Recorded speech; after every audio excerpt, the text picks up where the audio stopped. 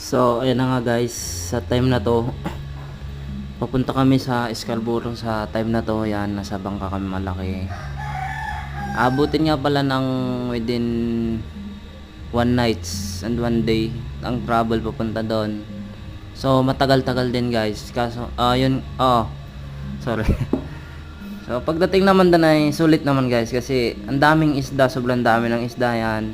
Pinapaliwanag ko po kung the time na yan, nasa 40 miles na kami yan. Yun nga pala yung mahuli namin guys, salsari, may bumphead parrot, sweet lips, kung ano pang isda guys, yan. Kikita nyo naman.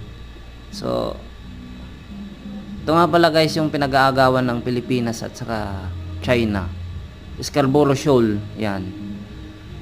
Yan guys, yung dive namin na yan ay 3 oras lang. So napakarami na, banya-banyera na. Yan lang guys.